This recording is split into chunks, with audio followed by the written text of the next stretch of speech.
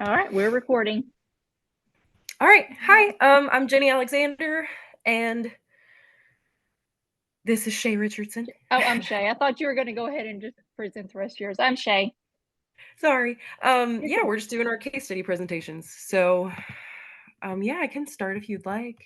Okay. Um, I did my case study presentation, or I did my case study over um, a student at school. I do teach middle school, but I did select a younger student. So I'll be going over just kind of an introduction with that student information, my pre-assessments and the results, each tutoring session. I did 3 of those, and then my conclusion. So my Okay. student was a wonderful little 4th grade girl named Catherine Short. She'd previously been retained, but in 3rd grade. But at the beginning of 4th grade, her fall composite on the Ames Web was 65th percentile. She lives with her mother and stepmother in a higher middle class family. She's very passionate about animals, especially wolves. She loves to do research on different animals. She also loves reading, sports, and science. Okay. For my pre-assessments, I chose to do a QRI word list. So I tested her on a 4th grade QRI word list, um, a 4th grade nonfiction QRI passage, and I chose to do a writing sample, and I let her choose to write whatever she wanted. And she, of course, wanted to write about Arctic wolves. For our first assessment, I have the results on the screen. She did struggle with 7 out of the 20 words. Um, she did use a chunking strategy when she was trying to read them to help her, and sometimes she did also look for word parts. She said a few times, like with the word engine or adaptation, that it was just kind of hard for her to read Okay. with her new braces. She was getting used to Oh, it. She's only had them for about a month. that's good. That can be tough. Mhm. And some of the other ones, like in number 14, where it says settlers, she recognized Mhm. settle, but she hadn't heard of settlers. Oh, I think okay. in 4th grade, they haven't necessarily learned about the settlers yet. Oh, Um, okay. but she did try a couple times. She struggled with the long eye and pilot, and precious. Environment was a little bit more challenging as well. Okay. For the passage we read, The Busy Beaver, which was a couple pages long nonfiction passage. She did have a few errors with substitutions, is, in, or for, the, and its. And she omitted a few words that didn't really contribute to the meaning, like the and a. I do have her self corrections listed as well, whenever, however, and cared and carried. So she was able to realize that cared actually did have an R and an I there as well. But she really showed proficiency with her comprehension. Not only did she accurately answer all of the comprehension questions, but as we were doing it, she was drawing a picture to show me the different features that had been mentioned in our passage. Oh, Um, neat. yeah, she wanted to draw the tail and their teeth. Um, and it has a little stick in its teeth. I don't know if you can see that. Oh, yeah. That's pretty cool. She wanted to draw the dam and a tree that it had also cut down with those sharp teeth. I thought that was so cute. That's neat. I And that didn't shows ask her excellent for anything. comprehension. Yeah, she just kind of was doing it as we were going along. Oh, oh, And then cool. finally, we did a writing sample, and I think at first she was considering writing about Halloween, but she is very passionate about wolves, so she Yeah. chose to write about Arctic wolves. So I have that there for you. Um, I don't know if you can see it very well, but she Yeah, I did can. struggle. Yeah, so you can see, like in the first line, live has a capital L. In the middle Yeah. of the third line, like had a capital L as well. Live Hmm. in the fourth line. Yeah, So I I can see that noticed there. there weren't other capitalization errors though, only with L at the beginning Oh, of words that shouldn't have been. And then, that's interesting. right? She also did struggle with some B and D reversals. As you can see in the first line, they have it should be big, but dig fluffy Hmm. coats. She Yeah. also struggled with that making white. She used the GHT instead of HITE on white. Oh, okay. Wow. That's interesting. I wonder with And that L if, she had been taught that to differentiate between an L and an I at some point. I bet so. I wonder, but that's just that one letter. That's interesting. And only when the word begins with that Yeah. letter too. Yeah. 'Cause in Hmm. Alaska and Wolf, she doesn't do that. Mhm. She also you can see more of the B and D reversals in the 3rd line where they like to eat hares or a rabbit. She's got her 2 Ds there instead. Um, then forming plurals was also, a problem area that I saw. With wolves, of course, that's a tougher one being Yeah. VES, but Mhm.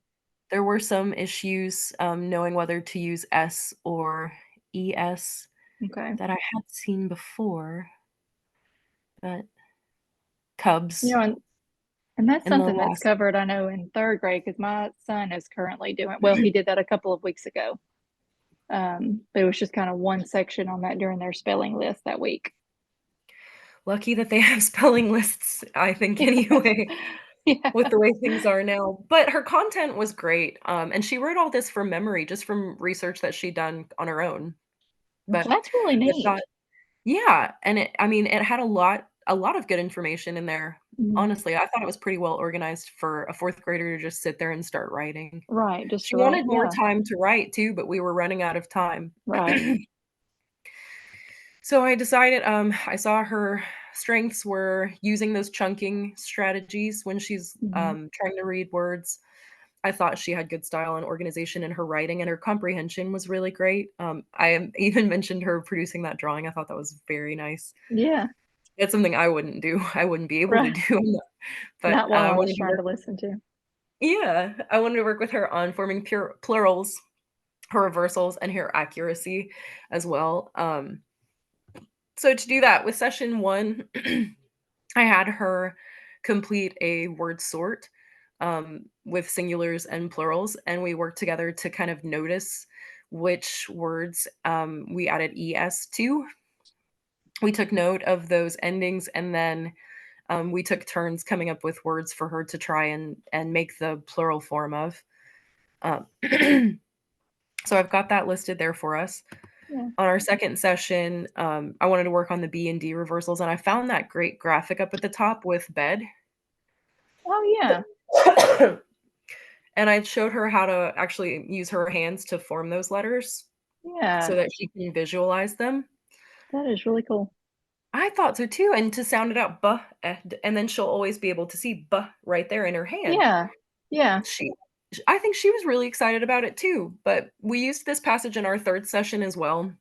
We just went through, kind of read it together and, kinda did a scavenger hunt looking for those B's and D's, and when she found a word that had either B or D, we made sure to notice the letter and to say the letter sound associated with it, so that Nice. so that would be more practice with that. On session 3, we used the same passage, and I gave her a tool because 'cause she'd mentioned she had had trouble staying on the right line, so I wanted to Okay. give her that little, clear tracking tool. And then we read this, I gave her a new one that did not have the B's and D's highlighted from last time. But I did remind her about using her hand strategy, Mhm. and we read it, or not we, she also read this one. Just again, looking for those B's and D's, but also this time we were focusing more on the fluency. And I did read that, with fluency, sometimes it's important to work on her sight words as well. Mhm. But I told it was really she wasn't missing, um let me go back up here. She wasn't Okay. really missing much, it was just those minor substitutions, like with "the" and "its" and omitting "the" and "a," so it wasn't really anything that was affecting the meaning, so I really wanted to Mhm. stress to her just to slow down and take her time. Because I remember when I was a kid, I always had trouble with that too. Because I would try and just read a lot more quickly than I should have been. Yeah. So I just reminded her of that. For next steps, hopefully, we talked about her continuing to notice those word endings in her readings, so that when she goes to write, she's able to maybe remember what those endings were.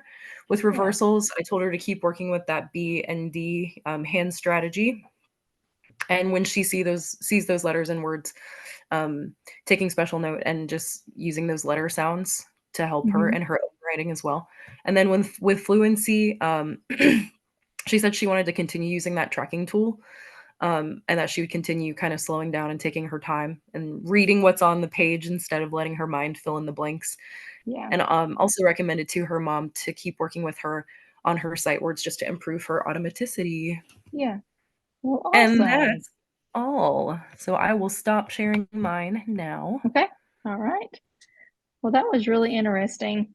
And it sounds like your sessions went really well too.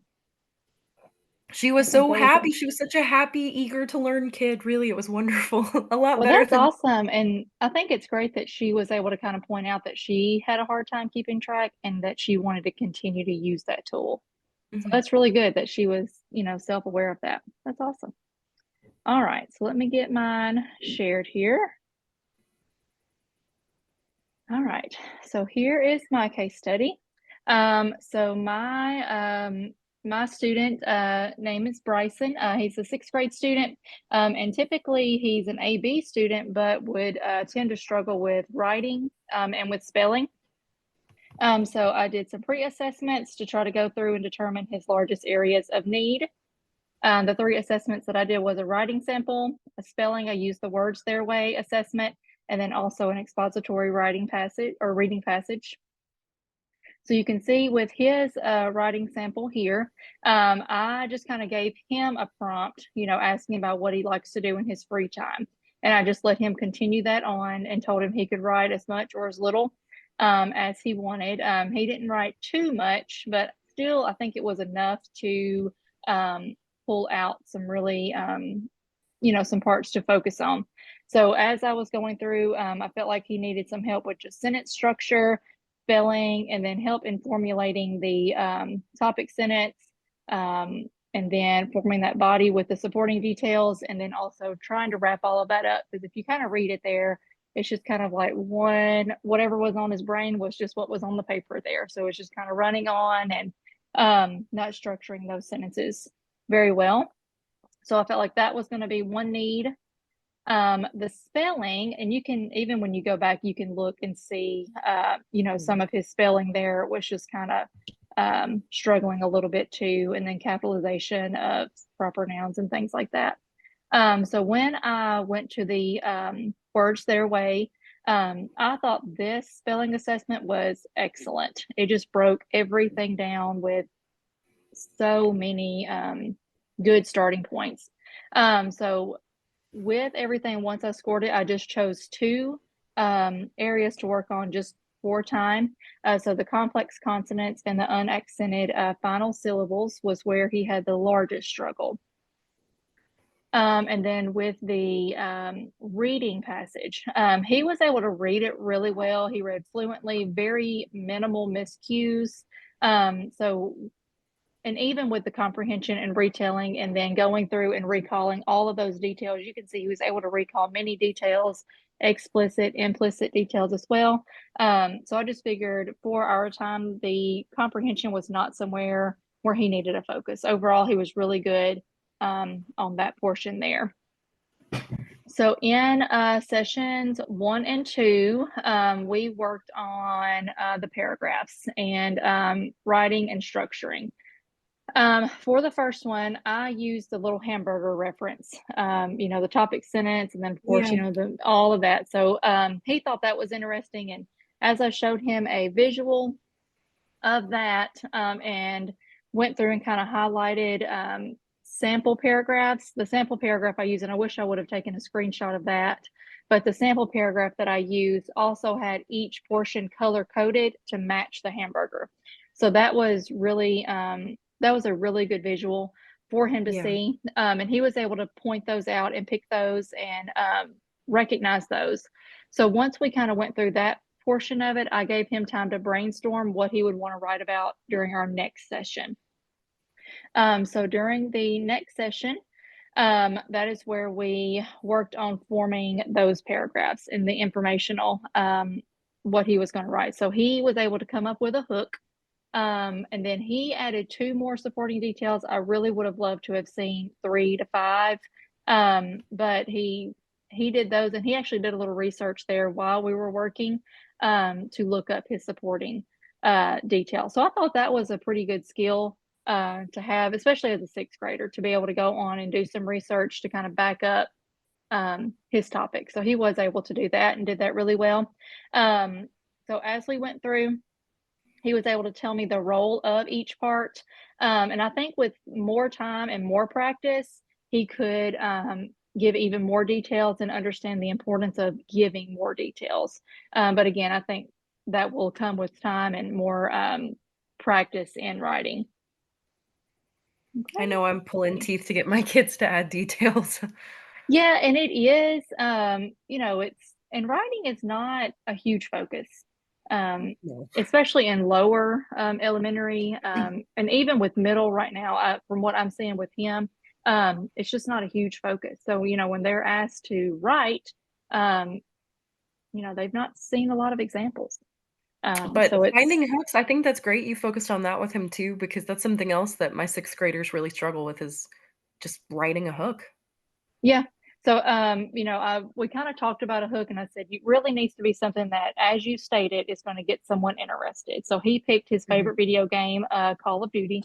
So he picked that, but he went into asking a question. So you can see here just sessions 1 and 2, I just kind of broke down kind of quickly here. I did point out, words such as first, next, then, and last to try to help Mhm. him transition into those.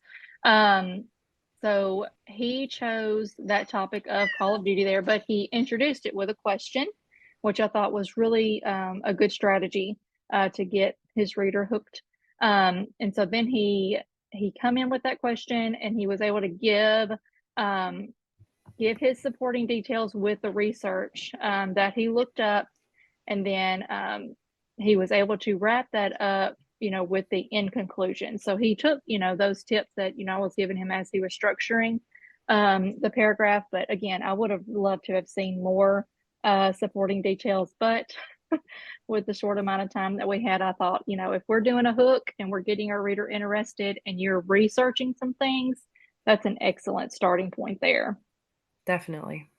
All right, let's see if we can go on. All right, so sessions 3 and 4, we focused on spelling. Um, the in session 3 here, we I was going over reading rule or spelling rules with him more so because when I was looking at his writing, spelling was just kind of all over the place. So I thought, okay, let's focus on some common rules. And I was um, thought back to the text that we were reading with Kylie Beers when she said that teaching those rules for adolescents is a great place to start. So with these rules here, I used some videos to keep him engaged. Um, and he did like the videos that we pulled. Again, I kind of wish I would have saved those links and put those in the presentation, but you can see these were the rules that we focused on here in both sessions. And then as we went on, it we also did word sorts as well. So I gave him some words and he was able to kind of sort those and match those up based on the rules that we were focused on. I said Bryson caught on quickly to these spelling rules once they were pointed out. He was able to see those patterns. So I think future plans would just have that as a reminder or some sort of reference for him. But when I pointed those rules out, it was almost like, he had forgotten them from being much younger, obviously, but they're just not pointed out with those patterns as much as they grow and, get older. But when he saw the patterns, he said, oh, this makes so much more sense. So Nice. I think just visually seeing that and visually seeing how they can go in those categories was super helpful for him. All right. So that was kind of a brief overview of our sessions there. If you had any questions or anything there. I'm Oh, glad that you pointed out those spelling rules, and I'm glad that you mentioned that they're not really, taught the way that they were. Because I remember when I was a kid, there was a lot of explicit spelling instruction, and now yes. there's not. I mean, Mm-mm. any explicit grammar or spelling instruction is not really allowed, um, from what I have seen, and I Mm-mm. hate that. I really wish that we could, because I remember that really helping me. Yeah, I do. And I know with the curriculum that our district uses as they're younger, there is a pretty heavy focus on the spelling rules, Mhm. from K1 and 2. But really, once they get to grade 3, it's not as much explicit instruction. And then really grades 3, 4, 5, there's not. I mean, they have maybe like a common rule that they may be working on in that certain spelling list. But as far as it being incorporated, daily or multiple times a week, it's just not. And I In think middle school, that's there's just nothing. no, no. And I've noticed that with my son, as he has progressed on into middle school, it's just not there. And I don't even know that they're reading books. Like I don't know with the curriculum that they're using. So it's very different than what I had um, when I was in school. But but those were just kind of my future plans for him, just to keep those rules in mind as for reference. Yeah, and hopefully Right. get more practice and Yeah, for sure. with all of it, yeah. With, all the free time. Oh, yeah, Right. yeah. Yeah. But overall sessions went great. It sounds like yours went really well too. So that's good. Not bad at all. Nope. Well, did you have any questions or anything to add? No, I thought it was great. Okay. I understood, Okay. all that I like the way that I like that watching yours made me think, and wish that I would have been able to pick, an older student to work more with them on writing because I really liked the way they used that hamburger. I remember Yeah. in the past I've used that and then had kids even in their own writing color code their own paragraphs to make sure that they Mhm. have that. I think that's such a great resource and such a great visual for them too. I love Oh that. yeah. Yeah. That's always a kind of a go-to for any kind of structure of writing, and that's a good one. Yeah. Yeah. I don't think I had any other questions or anything though. I thought it was great. Okay. Well, I am good if you are good. I am good. All right. Well, it was good talking to you. You too. Talk to you tomorrow. All right. Yes. All right. Bye.